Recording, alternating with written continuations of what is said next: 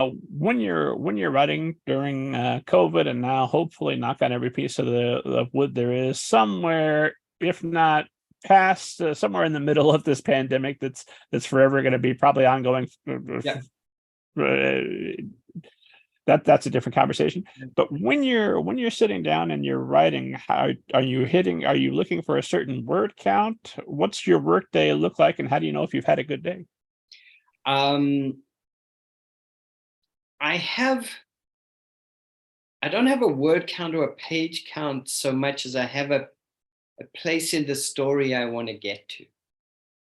And I'm usually 2 to 5 pages a day, however many words that is.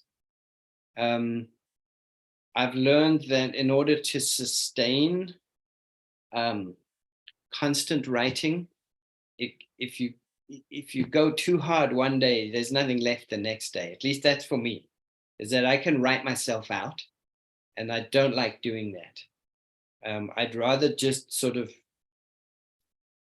do what I can do within basically 5 or 6 hours is all I've got for actually sitting in front of the computer.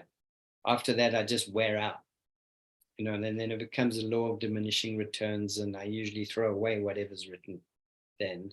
There was an old a trick I learned. I used to read the letters of writers that I admired, particularly Ernest Hemingway and Raymond Chandler, because they were tremendous correspondents, and they talked a lot about how to write or how they wrote. And Hemingway had this fantastic piece of advice, which I give anyone. I mean, I'm known as a bore about this because I find it so useful. It's such a great writer's tool.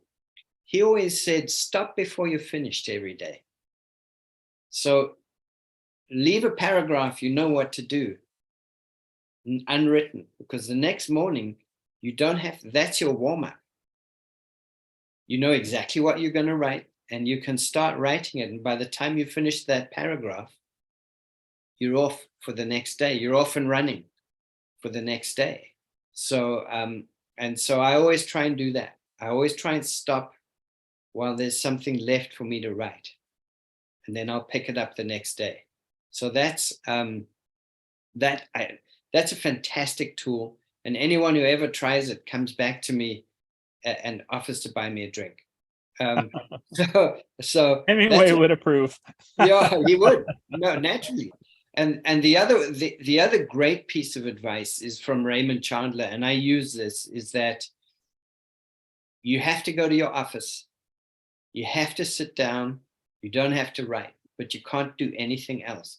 You can't pay bills, you can't surf the internet. The computer I write on is not connected to the internet. I have my laptop for that. So when I write, I can't go look at sports scores or anything like that. And then you don't have to write, but eventually you get bored enough that you start writing just to entertain yourself. And I've found that a really great discipline is you have to sit there. Just have to. You can't, if you're trying to produce pages every day, you don't have the luxury of waiting for the muse to strike you. You just have to sit there and work, or do nothing else.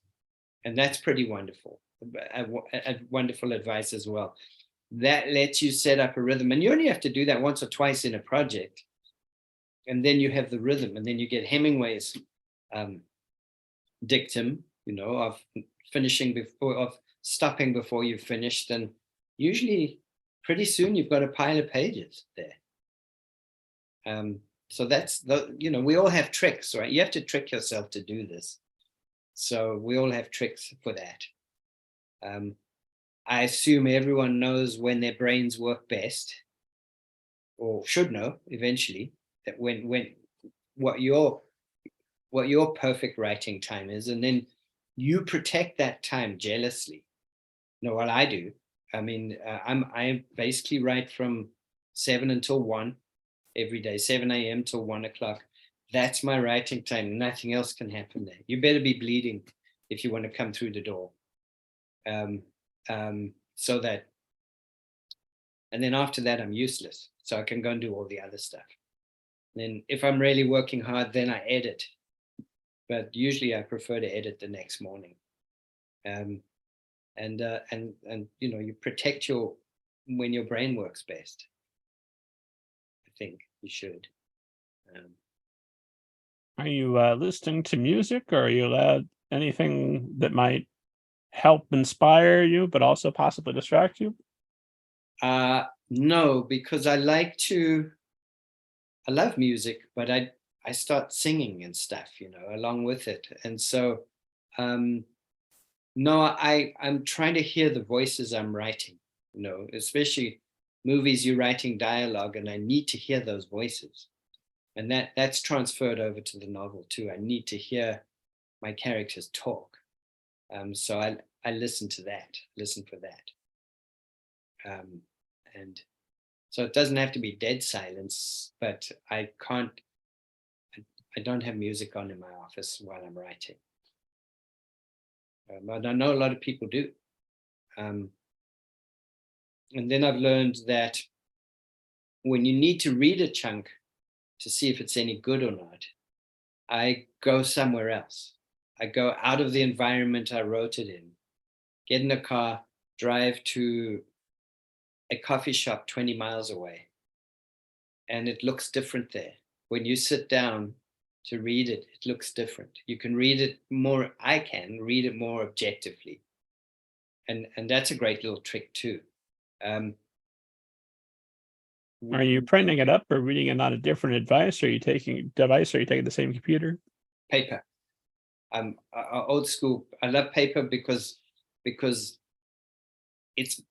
I make notes much more quickly with a pen. Notes and corrections much more quickly with a pen.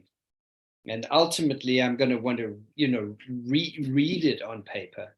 So I want to see how it looks. I think things look differently on paper than they do on a screen.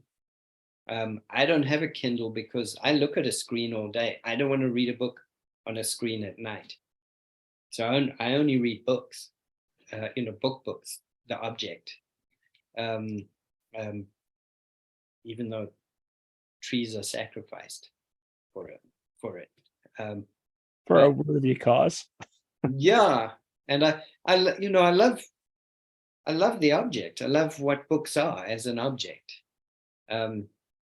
That this small thing can contain huge worlds, you know, and characters that shock you, and things happen, you know, all within this little block of stuff. And so I love that.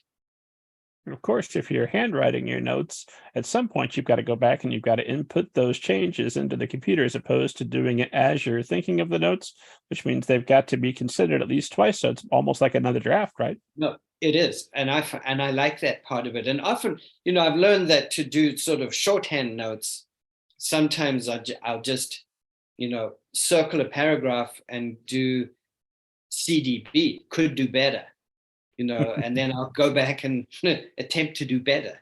You know, if something's been lazy, inadvertently, you know, or the first choice, the creative first choice all the way down the line, when sometimes you shouldn't be doing that. So I've got shorthand for, you know, I don't change every single word with a pen in the coffee shop. Do you not resent yourself a little bit when you look, what am I supposed to do with this? Could do better. You should have done better. I'll tell you what, I don't mind it when I do it. I learned that the hard way, and from the other direction in Hollywood, right? And I hated the people who did that to me. I couldn't stand it. Could do better. You try and do better. I've done that to myself before. I'll write a note, a really helpful note, like make this brilliant. Oh, great. Yeah. Yeah. How? Yeah, exactly. That's future me's problem. Just make it brilliant, future me. Exactly. Kick the can down the road. But anyway, yeah. So, you know,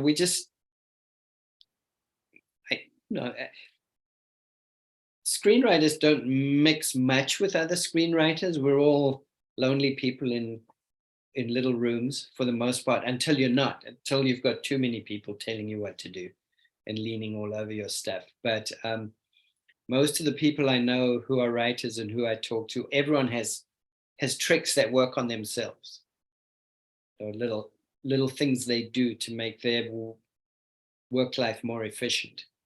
The one that is most horrible is the people who can't write until they're so close to deadline that they have to. It's a crisis. You know, they can't write until there's a crisis. And I don't know. I think you lose years off your lifespan doing it that way. Certainly sounds less pleasant. Yeah, it is. I think so. But people do work that way.